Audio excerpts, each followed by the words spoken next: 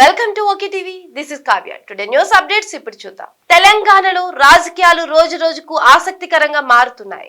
Assembly ఎన్నికల్లో ఊహించని రీతిలో బీఆర్ఎస్ ఓడిపోయి ప్రతిపక్షానికి పరిమితం కాగా, ఇటీవల జరిగిన లోక్సభ ఎన్నికల్లో కనీసం ఒక్క సీటు కూడా గెలవకపోవడం గమనార్హం.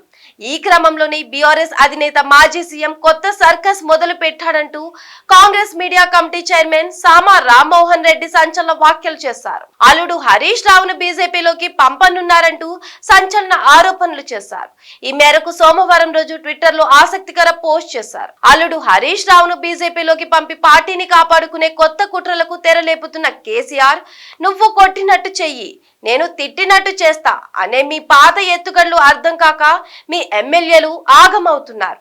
బిడ్డ కోసం, పార్టీ కోసం, ఆస్తుల కోసం అల్లుడు హరీష్ భుజంపై తుపాకీ పెట్టి కాల్చే కుట్రలను తెలంగాణ గమనిస్తోంది అంటూ రామ్మోహన్ రెడ్డి ట్వీట్ చేశారు.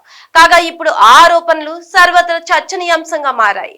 హరీష్ రావు నిజంగానే బీజేపీలోకి వెళ్తున్నారు. కేసీఆర్ నెక్స్ట్ స్టెప్ ఏంటి అన్న చర్చ జోరుగా సాగుతుంది. లోక్సభ ఎన్నికల తర్వాత రాష్ట్ర రాజకీయాల్లో పెను మార్పులు సంభవించబోతున్నాయంటూ ఎన్నికల ప్రచారంలో భాగంగా పెద్ద ఎత్తున చర్చ జరిగింది.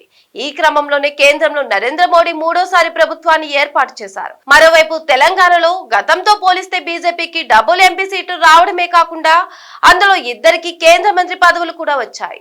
మరోవైపు బీఆర్ఎస్ పార్టీ పూర్తిగా క్షీణించింది. దీంతో రాజకీయంగా ఎలాంటి మార్పులు జరుగుతున్నాయన్నది ఇప్పుడు ఆసక్తికరంగా మారింది. ఈ నేపథ్యంలో రామ్మోహన్ రెడ్డి చేసిన ఆరోపణలు ప్రాధాన్యత సంతరించుకున్నాయి.